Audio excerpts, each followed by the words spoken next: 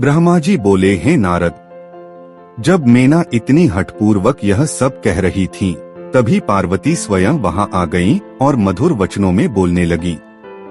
पार्वती बोली, हे माँ, यह आपकी बुद्धि कैसी उल्टी और अमंगलकारी हो गई है।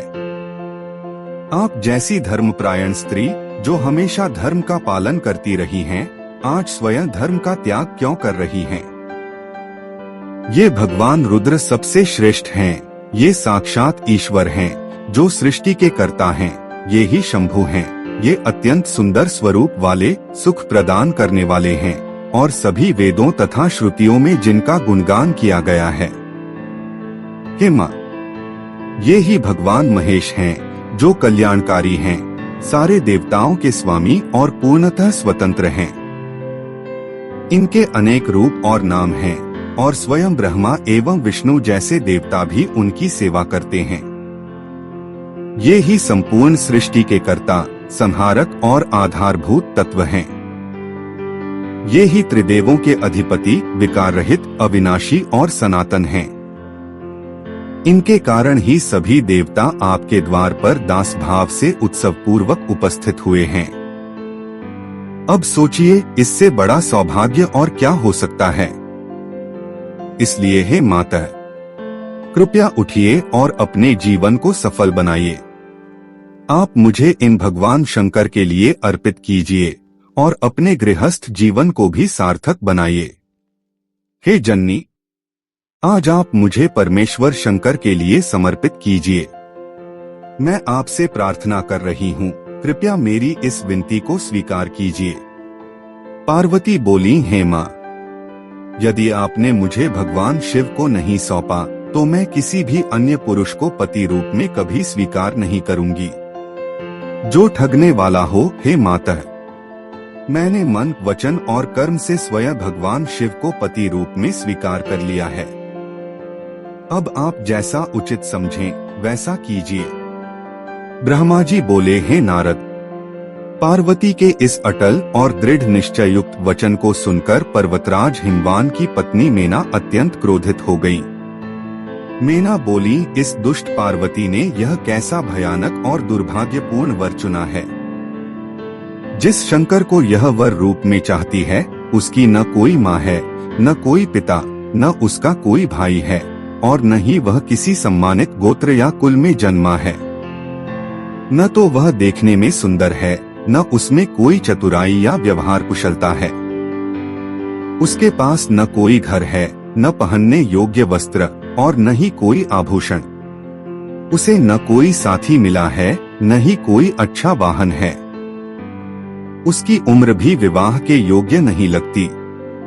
न उसके पास धन है, न पवित्रता का कोई लक्षण दिखता है, न उसमें कोई विद्या है, और उसका शरीर भी ऐसा है जिसे देखकर पीड़ा होती है। तो भला मैं किस आधार पर अपनी सुसंस्कारी, सुमंगली और तपस्विनी पुत्री को ऐसे विकट, निर्धन और निराश्रित व्यक्ति को सौंप दूं? ब्रह्मा जी बोले, हे मुने, इस प्रकार बहुत देर तक रोते रोते, दुख और शोक में डूबी हुई वह मेना जोर जोर से विलाप करने लगी। फिर मैं, ब्रह्मा, तुरंत वहां पहुंचा और मैंने उस अज्ञान से ग्रसित मेना को परम शिव तत्व के रहस्यों को समझाना शुरू किया, जो सब अज्ञान को दूर कर देने वाला है और परम कल्याणकारी है। ब्रह्मा जी बोले, हे मेने, प्रेम से मेरे शुभ वचन सुनो। इन्हें प्रेम पूर्वक सुनने से तुम्हारी कुबुद्धि मिट जाएगी। शिव ही संपूर्ण जगत के सृष्टिकर्ता, पालनकर्ता और संहारकर्ता हैं। तुम उनके सत्य रूप को नहीं जानती, इसी अज्ञान से दुख भोग रही हो। वे अनगिन रूप नाम वाले, लीला विभूषित, सर्वस्वामी, पूर्णतः स्वतंत्र, माया के अधिपति और विकल्परहित हैं। हे मेने, यह जानकर पार्वती को शिव के लिए अर्पित करो और इस दुराग्रहजनित दुर्बुद्धि को छोड़ दो, जो सारे उत्तम कार्यों का नाश कर देती है। ब्रह्मा जी बोले, मेरे इतना कहने पर मेना बार बार विलाप करती हुई संकोच त्याग कर बोली। मेना बोली, हे ब्राह्मण, आप उनकी उत्तम शोभा को व्यर्थ क्यों कर रहे हैं? क्यों न आप ही उस शिव को मार डालते?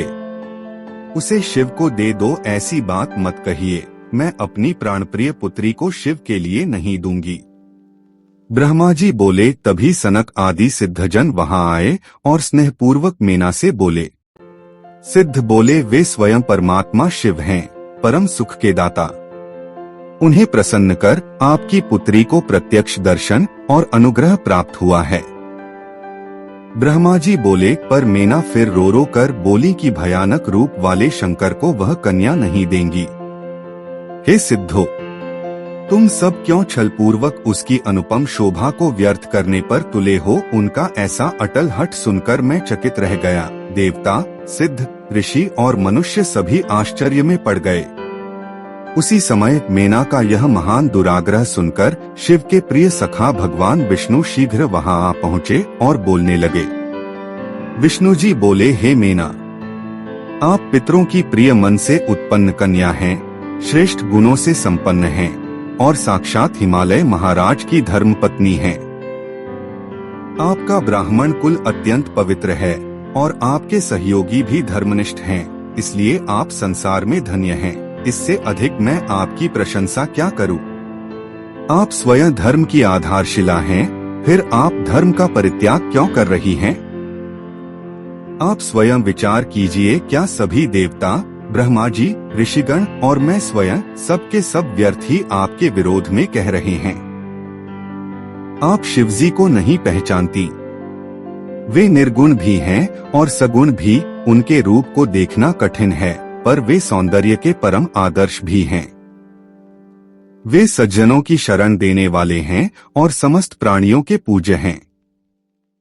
यही भगवान शिव हैं, जिन्होंने आद्य शक्ति देवी का सृजन किया और उन्हीं के पास ही उन्होंने परम पुरुष का भी निर्माण किया। फिर इन दोनों से ब्रह्मा जी और मैं विष्णु अपने अपने गुणों और स्वरूपों के अनुसार उत्पन्न हुए। लेकिन रुद्र स्वयं परमेश्वर हैं, वे किसी से उत्पन्न नहीं हुए, वे स्वयं लोकहित के लिए प्रकट होते हैं। वेद, देवता और जो भी स्थावर, स्थिर तथा जंगम चलायमान जगत तुम्हें दिखाई देता है, वह सब शिव से ही उत्पन्न हुआ है। उनके स्वरूप का पूर्ण वर्णन कौन कर सकता है? यहाँ तक कि मैं और ब्रह्मा जी भी उनके स्वरूप की पूर्णता को नहीं जान सके। ब्रह्मा से लेकर एक तिनके तक इस पूरे जगत में जो कुछ भी विद्यमान है, उसे शिव ही समझो, इसमें तनिक भी संदेह नहीं करना चाहिए। शिव ने अपनी लीला से यह दिव्य रूप धारण किया है और पार्वती के तप के प्रभाव से वे स्वयं आपके द्वार तक आए हैं। इसलिए हे हिमालय की पत्नी, आप इस दुख को त्याग दीजिए और भगवान शिव का सच्चे मन से स्मरण कीजिए। ऐसा करने से आपको परम आनंद प्राप्त होगा और समस्त कष्टों का अंत हो जाएगा। ब्रह्मा जी बोले, हे मुने, इस प्रकार विष्णु जी के समझाने से मेना का मन थोड़ा बहुत शांत और कोमल अवश्य हुआ। लेकिन उस समय शिव की माया से मोहित हुई मेना ने अब भी अपने हठ को नहीं छोड़ा और शिव को अपनी कन्या देने का निर्णय नहीं किया। पार्वती की माता गिरिप्रिय मेना ने विष्णु जी के सुंदर और मधुर वचनों को सुनने के बाद थोड़ी चेतना अवश्य प्राप्त की और बोली, यदि शिव सुंदर शरीर धारण करें तो मैं अपनी कन्या उन्हें सौंप सकती हूँ, परंतु यदि ऐसा नहीं होता तो चाहे करोड़ों बार प्रयत्न क्यों न किए जाएं, मैं अपनी पुत्री उन्हें नहीं दूंगी। मैं यह सत्य और दृढ़ वचन कहती हूँ। ब्रह्मा जी बोले, हे नारद, जो संपूर्ण जगत को मोहित कर सकती है, ऐसी परम प्रभावशाली शिवजी की इच्छा से प्रेरित होकर वह पुण्यमयी, धर्मनिष्ठ और दृढ़ संकल्प वाली मेना इतना कहकर शांत हो गईं।